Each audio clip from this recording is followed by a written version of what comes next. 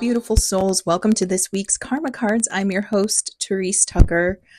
Man, I live in the Pacific Northwest, and we've just been getting the poopiest weather.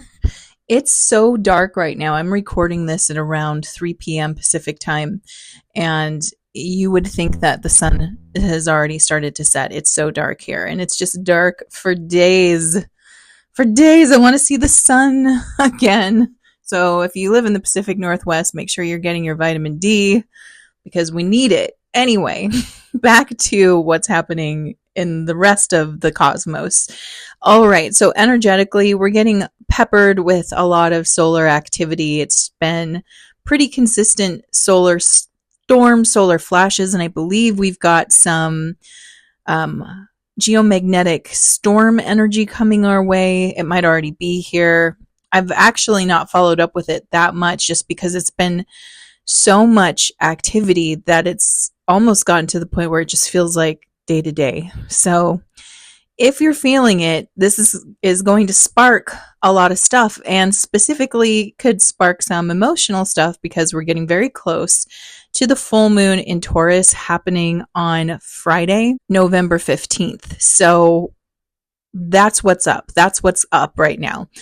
We've got a lot of emotional stuff, and what's really interesting with this particular lunation is it's conjunct with Uranus, the plot twist planet.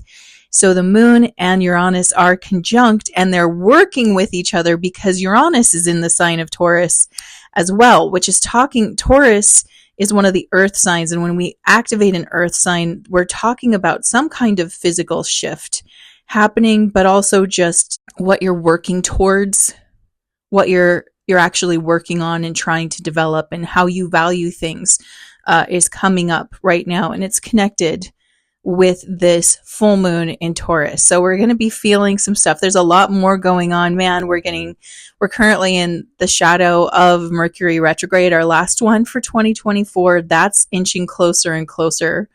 And Pluto is about to leave Capricorn forever for our lifetime. We're about to go into Pluto in Aquarius, which is part of that age of Aquarius energy that we are already in. But when Pluto joins the party, it's like we really go into that energy even deeper. So all of this is culminating right next to each other. It's just all happening right around the same time. And by the way, if you want to learn more about what the cosmos is telling us with these big shifts, consider joining us at the Spirit Circle, which is happening on Friday, November 15th at 6 p.m. Pacific time. You can join us live, go through the full moon release ritual I have for us, as well as doing psychic Q&A with me. And we'd love to have you there. So if that sounds like something that's in alignment with you and you want extra support, releasing some of this heavier energy, go to this link in the description below, click on it, and come join us. So there's a buildup going on right now. And what's really interesting is I asked the team, what is the message you have for us this week? And they were talking about being wildly authentic. And the word wildly is definitely connected to Uranus. That's a very wild planet. You don't know what it's bringing. It's only guaranteed that it's bringing change, but is it a positive change? Is it a negative change? Is it an upset? Is it a surprise? It's a mixed bag, right? So they're talking about being wildly authentic. And the reason they're asking us to do that is because so much energy has been in our world as of late. It's been there for a long time, and it builds and it builds and it builds. But there really is this sort of egocentric hive mind type structure that's really trying to crystallize itself. And what I mean by that is there's the cult of identity, right? Like I have to check certain identities, and that's how I know who I am. And then there's sides, whether it's political sides or I don't know, even there's pop culture sides, right? There's something where it feels like there's an energy that is trying to homogenize us, and it's trying to convince us that if we can get everybody to think the same way, like a hive, then we're going to experience unity. And that's how it sells itself to people. That's how it sells itself to the ego, is like, if everybody thinks this way, then we would have harmony and peace. And that's just so not true. It's not going to happen. It's like, don't try to make fetch happen. It's never going to happen. Don't try to make hive mind happen. It's never going to happen. But what it will do in the process of selling you this belief that if everyone could magically think the same, the world would be a great place, it's stripping you of what makes you authentic. And it's pulling you away from your own soul signature, what you came here to bring, right? We came here with a uniqueness. Now, uniqueness, what's really interesting is that we are one, but we are an aspect of something greater. And the best way to think about this is to consider the structure of something like a crystal. We're like this crystal. This crystal is one cohesive unit with many faces and facets and details within it. So even though we can observe this as one particular crystal, if we more closely observe it, I don't know if I can get it on camera. Look, there's stuff going on inside of it. There's all these faces. There's all these cracks and crevices and steps and lines and so many beautiful, intricate details going on in this one thing. And that is a very minimized representation of what our wholeness looks like. We are a many-faceted, cohesive identity connected through infinite intelligence, through source itself, the very fabric of life and creation. We are a part of that, but we are a facet of it. And why you were created, if you will, initially, why aren't you just part of the whole? Why aren't you just recognizing all that is and being all that is, and sort of an awareness rather than an individualized facet coming forward from source? Why did you do that? Because you have a unique story to tell source about your perspective, your soul lineage, your soul's progression and journey, and what it's going to learn and express. It's like, why, if you look at just the natural world, if everything was meant to be homogeneous or the same or unified, why have many different types of trees? Why not just one? Why have many types of flowers, not just one? Why different types of species of animal, not just one? Why not one style of dog, one type of dog, not many different ones, right? We can see, if we look at nature, which is the reflection and truly is source, there is no such thing as one homogeneous style of being, but there is so much expression, and every single piece of it enhances and supports and creates variety and gives so much to the whole. And that is exactly what we are. And so the team at this time is saying, remember, you have a unique soul expression. You chose a particular path and journey to develop on. You didn't just sign up for sign me up for basic human experience. You have evolved from your first density experience, which was to be a molecular building block of creation itself. So we were some kind of element of nature to start with, to a second density experience that included many lifetimes as some type of plant, some type of animal, type of tree, and you've done it all. Your soul has records of all of it. That's why we have these connections to, we feel strong connections to certain plants. We feel strong connections to certain types of animals. We feel strong connections to even elements. There's something that resonates for us, and that's because it's part of our own soul story, our own progressive journey. And even when we hit the human level at the third density, we're still having an individualized, we're having a unique experience with the challenge of thinking that we're separate and a desire to merge and harmonize, because on some level we know deep down that we are a part of something bigger. And so that desire to harmonize and merge in some way gets hijacked by another agenda that wants you to forget what you are, because if you forget what you are, you forget what you're connected to. And if you forget what you're connected to, you forget your own power. And if you forget your own power, you're much easier to control, right? So the team is like, this is a beautiful moment to be wildly authentic. What if you could unplug from every type of message out there, every type of group think that's asking you to behave a certain way, and just totally tap into, what do I want? What do I want to express?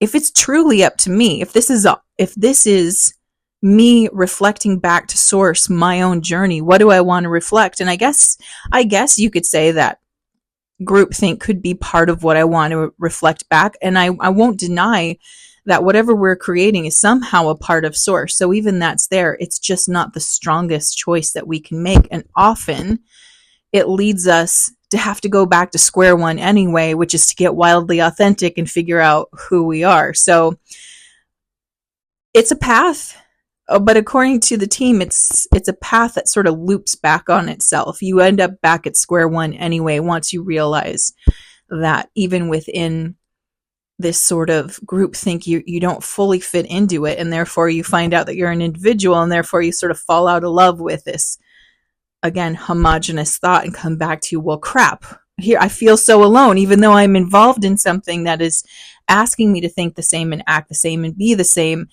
At a certain point, I no longer feel that full resonance. I still feel this spark of individuality, which causes you to kind of fall out of it and come back to yourself in some way. So really, there's no wrong way to do life. This certainly isn't telling you, my intention here isn't to tell you to behave one way over another, only that the message is that this is a great opportunity with this radical energy that we're in, with this these major shift points coming up. It's like, why don't you tune out all the excess and go right back to the center and be like, what does it look like when I radically express myself? So let's talk about it. What does it look like when we radically express ourselves? And there's two kind of overarching points that I see. And one is a strong start, and the other is a consistent follow through. The strong start is all about the intention. So the beautiful thing about wild authenticity is that it gets to start with whatever you want. It's your intention. You get to set it. You get to create the path. You get to explore what this looks like. If we were to take a moment and think about this on a completely different level, it would be like, what kind of flower do I want to be? What feels the most like the most aligned version of me? And that's a great kind of like practice of wild authenticity, because there's no wrong answer.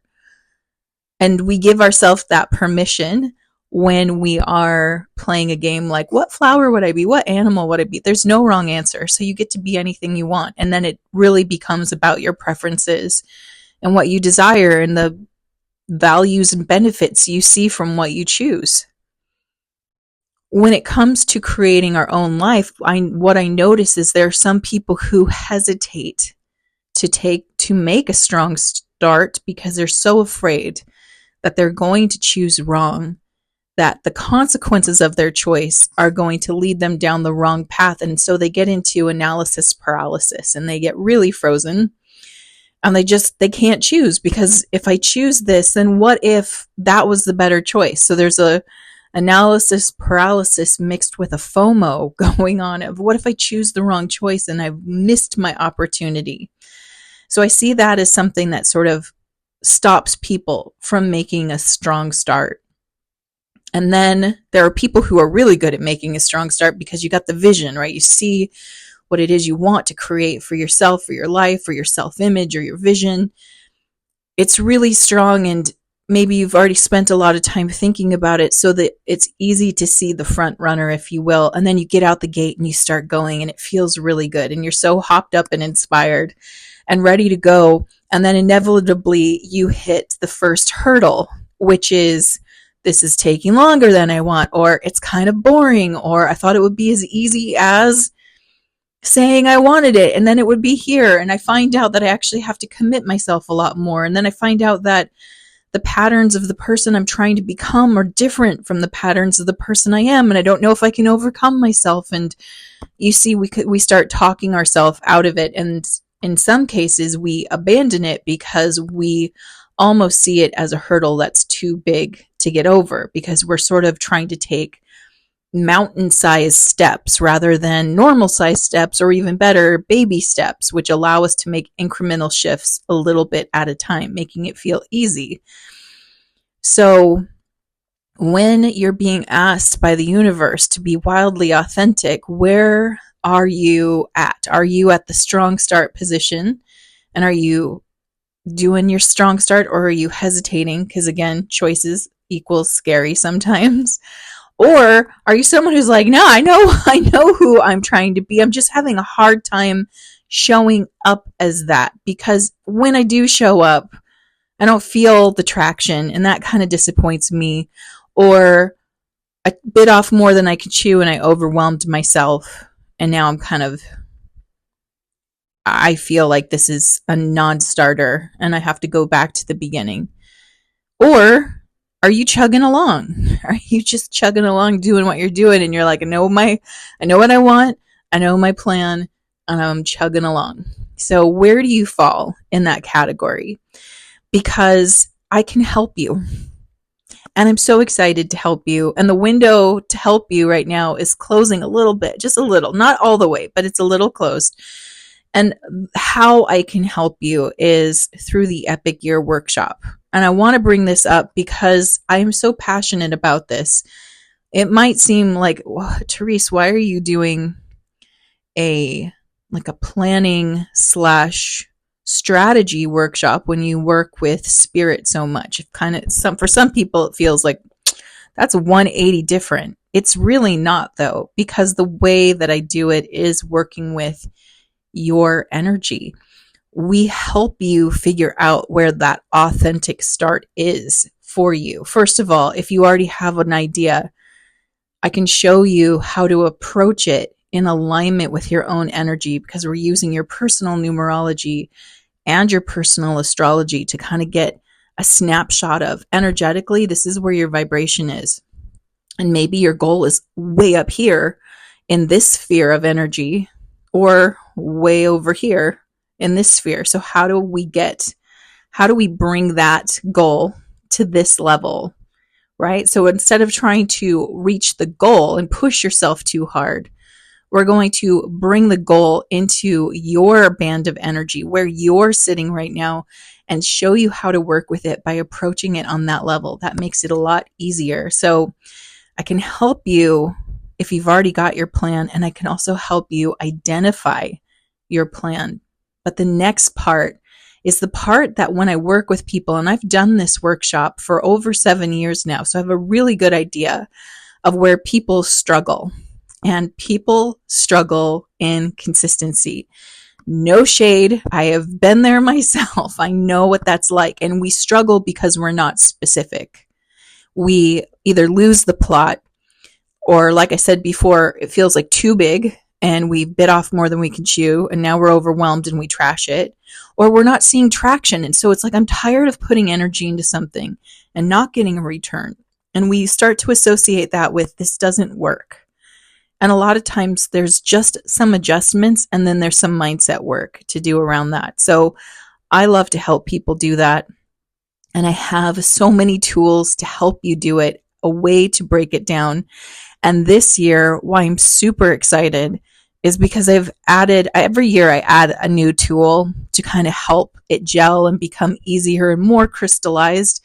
But this year I have a secret weapon, and it's really for those who struggle with the follow through. And I cannot wait to show it to you, because it literally will give you chills when you use it. It is like the greatest cheat code. And I'm not going to tell you what it is. It's only for people who participate, but I promise you, I've done it myself. I put myself through it. It'll make you cry tears of joy. Number one. Number two, it'll make 2025 probably the easiest year to achieve your goals that you can imagine. So I say all that. Yes, this is me sharing with you work I'm doing and inviting you to join me if you feel called. But I also just want to give it to people who are like, okay, I'm not going to do that this year, Therese. It's not part of my plan. But I do want to give you the pieces you need. This is the raw material. It is the strong start. It is the consistent follow through. That's really what you need to make anything, right? A lot of people focus on the manifesting. The manifesting is the mindset. The manifesting is crystal clear clarity on what you are calling in and believing it. The belief is the key when it comes to manifesting, not just, please, universe, give me this thing I want, but I already have it and I'm so grateful for it and thank you. That's the magnetic pull.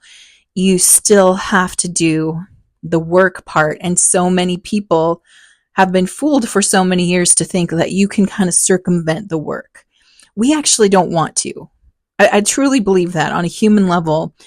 It's not as much fun if it's done for you. It doesn't feel like it's yours. And I want you to think about something that was given to you by someone else, how that felt. Probably felt really good. But now think about something you worked for and earned, that you put time and energy into, that you saved up for, that you sacrificed for, that you really you had an intention and you followed all the way through to make it happen. Which one of those two things, the gift or what you worked for, means more? Which one has more gravitas in your system? Probably what you worked for. And so this is, manifesting can help speed up the amount of time it takes, and it can give you the energy that you need to keep going, but the work is what'll get you there. And the work doesn't have to be a scary 4-letter word. It can be something that feels really good and that you actually get excited to say, because you're not working randomly, you're working strategically, and that is something that we do together. So all this to say, if this feels like that's the help I need, and I don't just want to have a fun goal writing session, but I actually want a plan that I can carry through month by month. And every month I know I'm building up higher. I'm building that ladder that touches my North Star. And you want support. You want someone who's there and who's going to be with you throughout that time so I can help you make adjustments. If that's something that you want, please consider looking at the Epic Year Workshop 2025. The doors do close for this workshop. It's a live workshop. It is recorded. You get to be there with me live. You get to have the recordings. You have a private group that we work in, as well as support all throughout 2025 to help you make that dream happen. If that sounds like something that you want, check out the Epic Year Workshop below. Doors close on November 18th. And with all of that, I hope you stuck around so that we could go through this week's karma cards. Right. If you're new to karma cards, let me quickly show you how these work. I have 3 decks here: planets, signs of the zodiac, and the houses of astrology. And I've already asked my team, what's the message you have for us this week? And I've got 2 sets of answers, a set in red, which are action related, and a set in blue, which are outcome related. And the way that you play is you tune in with that beautiful intuition of yours and feel what is the guidance you're looking for this week. Are you looking to see what actions to take or how things develop? And of course, you can always choose both. And while you're deciding, let me tell you the timing for this reading. This reading is for November 13th through November 20th. And the flavor of this reading. Okay, so remember what I said about Uranus? Hi. Here's Uranus, plot, twist, planet, something unexpected, a big shift type of energy coming through. In the sign of Libra, which is about finding that balance and harmony in the house of the self, the first house. So it is about you. It's about your self-image, both how you see yourself and what you are projecting. So the wildly authentic energy that the team is asking from us. All right, the spiritual action at this time is to stir up the situation by using relationships immediately. what I'm getting from them is that look at your relationships, because especially if we're desiring harmony, right? We are desiring harmony and unity, but we're trying to get out of that mindset of homogeny or hive mind. Like everybody's got to do the same thing. Everybody's got to think the same. We are leaving that behind. Where can we see harmony and unity at play? We can see it at play in our closest relationships. This can be in our romantic relationships. It can be in our close friendships. It can be with our family, that there is harmony and a goal of unity, a goal of getting along and supporting each other while loving and understanding that we're not the same. We don't always have the same belief system. We don't always have the same interests. We don't always view it the same, but we benefit from another's perspective. And because we have that love and trust involved in the relationship, we know that it's okay. It's okay if if there's a disagreement. We even discord to a degree. It's like agree to disagree, because ultimately what is connecting us is the energy of love. It's the energy of oneness, and we see it so quickly in our close relationships. And now we're being asked to sort of see it in that broader view, right? And that'll shake it up. It's like, oh, wait, I'm allowed to see the nuance. I'm allowed to see the variations in the world. I'm allowed to see what's different. I'm allowed to hold a unique set of viewpoints and opinions, and express that in whichever way I want to, because the more wildly authentic I am, the more connected to myself, the more I'm just going to do that anyway. So often in societal structures, we work to fit in. I mean, like, think about ourselves in high school, for those who are out of high school, right? Think about yourself there. Everything was just trying to fit in, right? Everything was trying to be cool. Everything was like trying to find your group and your vibe. There was such a desire to fit in. And the older that we get, the more we recognize that as we looked back, that we love what made us quirky and different. We love that. And we have the wisdom of seeing I never quite fit in anyway. The point being is that the more you love and accept who you are, the more you're going to love and appreciate the way that you stand out. And the way to see it is to look at the lens of your personal relationships, and how, yes, you can agree and you can get along and you share some things, but there's some things that make you uniquely different. And you know that the people in your life who hold you close love you for that. Mental action at this time: be open to new ideas about the beauty of the way that you project yourself. Again, what's really interesting is I feel like this is a time to sort of shake off a fog or a stupor. Again, we're off the heels of the US election, so maybe it's something I'm picking up around my part of the world. But there is sort of a tribalism that naturally happens during elections, right? It's sort of just like the kind of tribalism that we get with sports and things like that. But there is this one side and this other side. And it's time to shake that off. But after it's over, it's time to shake it off and recognize that we're still one cohesive country.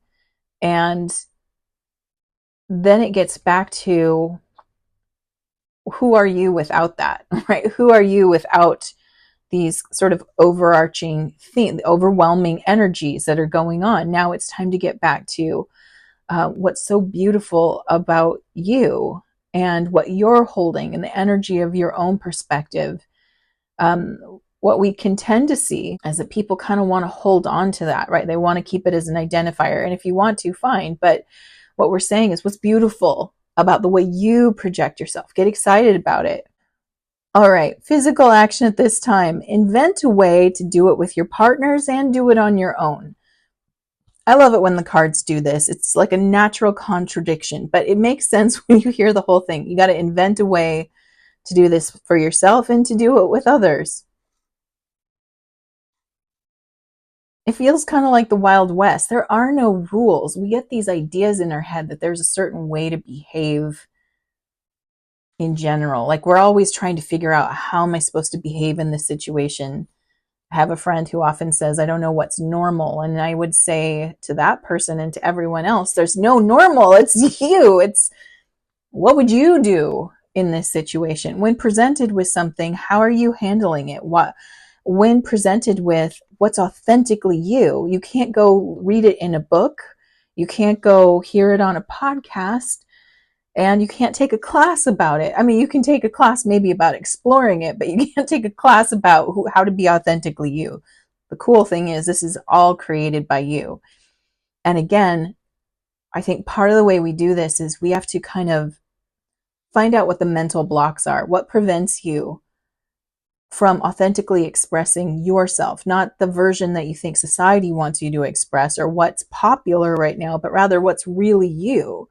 And I keep going back to, if I was a flower, what flower would I be? Because I feel that freedom there. There's no wrong answer. If I was an animal, what animal would I be? If I was a color, what color would I be? I feel a sense instead of play, and I get deeply contemplative because I'm like, oh, that's an interesting question. What would I choose, right? And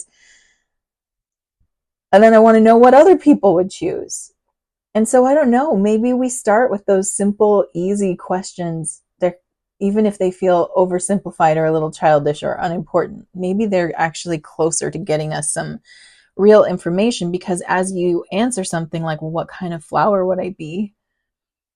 Then you get to ask why. And the beautiful thing is you can do this game with other people, and it's like you're helping yourself. That's what they're trying to say. Help each other by helping yourself, by taking the pressure off that there's something that you have to get to. Because I do feel like a little bit in society, we get this pressure. It's like, you better figure out, you better be on the right side of history. Geez Louise, how many times have we heard that lately?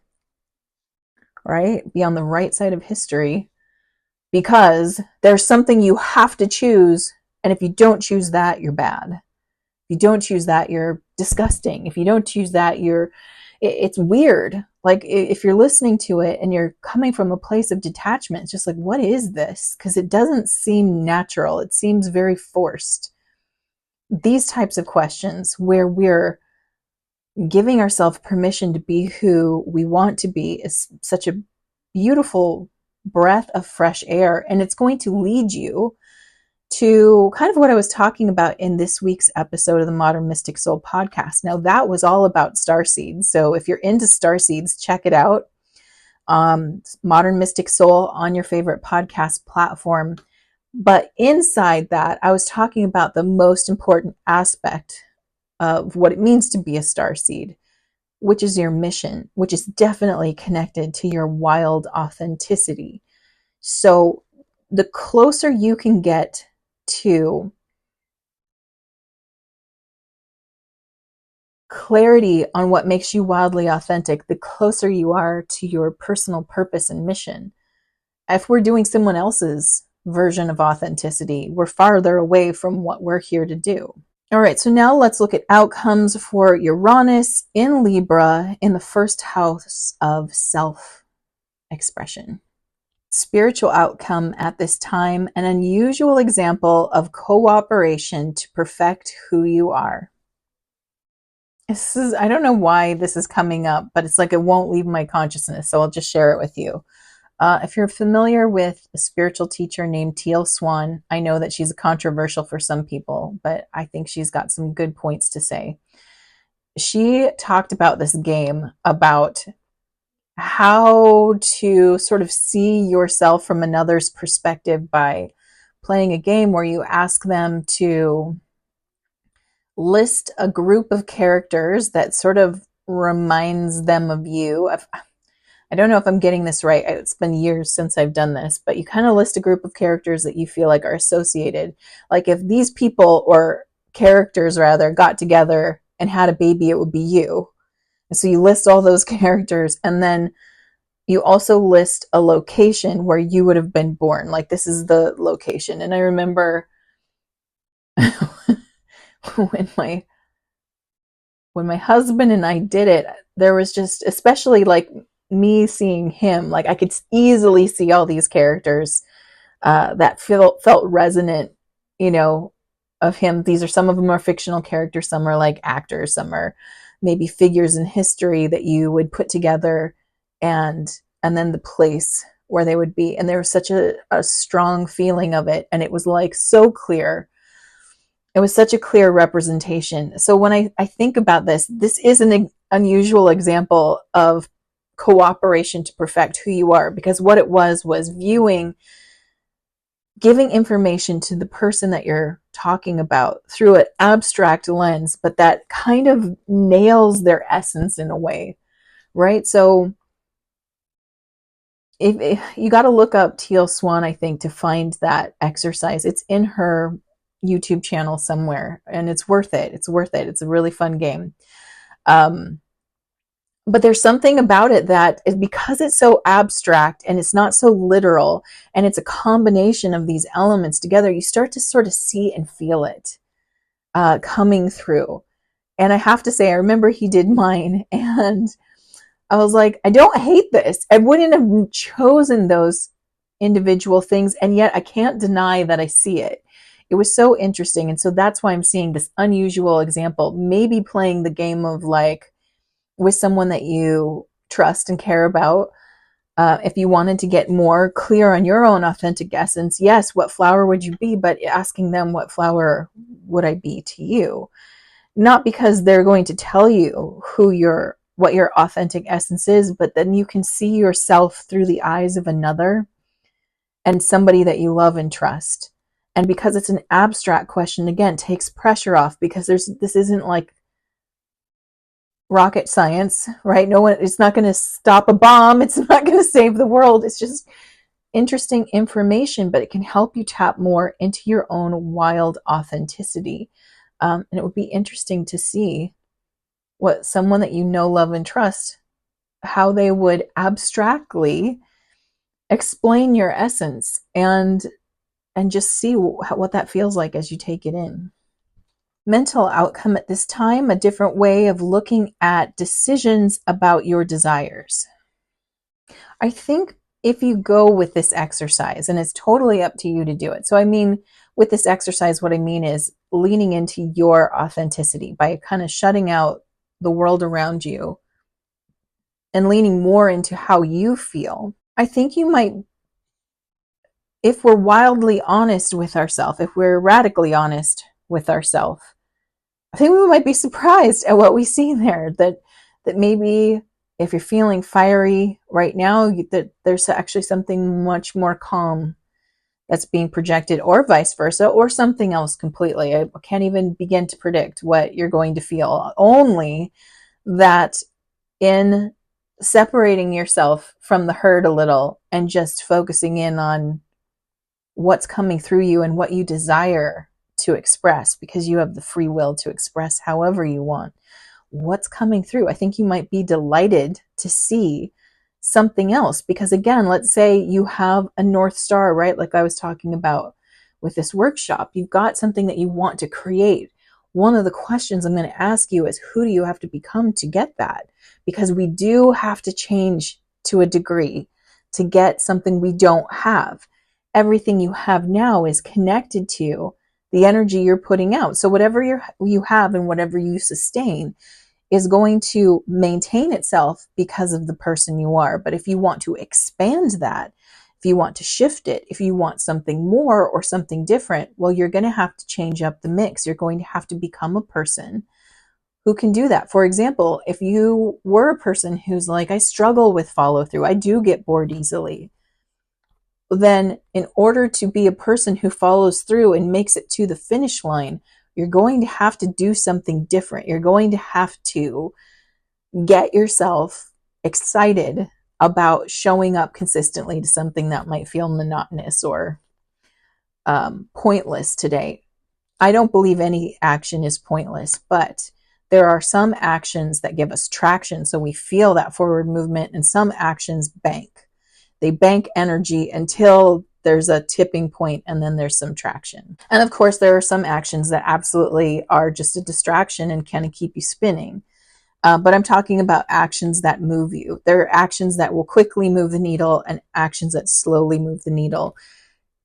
Regardless of that, if you want to be a person who stops giving up so quickly and has the endurance to keep going, you're going to have to become a person who can develop that endurance. There's something in you that will shift. Your desire can show you how you want to shift, because if you have a desire, there's a part of you that knows, I can do this. I wouldn't call it in if I couldn't do it. And I definitely will call in that which challenges me. But the things that I'm calling in at the soul level anyway are challenges that I want because I want to evolve into that person. So there's a beautiful energy here of both identifying what's authentic about you, but also developing. So it's not a static energy at all. It's not just a discovery phase. It's like a discover, grow phase. Like as I get more clear about who I am, I now see the direction I want to go.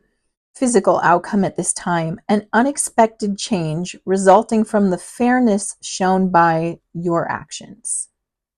Okay, if you give this a shot, if you give yourself a shot to sort of unplug from the matrix or just kind of unplug from what everyone else is doing and really just focus clearly on who am I in all of this? Who am I now? What do I want? Where am I going? If you take that time right now, most people like to do this at the very end of the year. The reason I like to do it in November, why I host the Epic Year Workshop in November, is because I like to have a head start. I don't want to walk into January 1st. I don't like walking into it feeling like I have to hurry up, like I'm already behind. I want to walk into it already ready to go. I want to walk into it with ease and I want to be relaxed because I already have my plan. That's why I start this energy shift in November because I already have now. I've already done mine for 2025. I've got my plan. I've got a strategic list of actions. I know what to do every single month. It is literally going to be so easy to just show up and follow through with the plan that's already created. Now, granted, there's always going to be times where we have to adjust and we make concessions for that. But in general, I walk in feeling pretty relaxed because I know where I'm going. And this energy is saying, you can do this for yourself right now too. This is the time. You can give yourself that same advantage where you are authentically choosing what comes next for you rather than being pulled by the whim of somebody else. Use your free will to identify what is wildly authentic about you and then use that free will to discover where am I going. So with that, I am sending you so much love. I hope you check out the Epic Year Workshop and hang out with us. It's on November 20th and 21st. It is live. It is also recorded. So if you can't be there live, you will get everything that I taught you. And there's so much support material. And of course, me hanging out with you in the private group. So I've got your back on this. And you have an opportunity here to create a beautiful new shift that takes you deeper into your own authentic energy, whether you join me or not. You've got that opportunity right now, so take advantage of it. Mwah.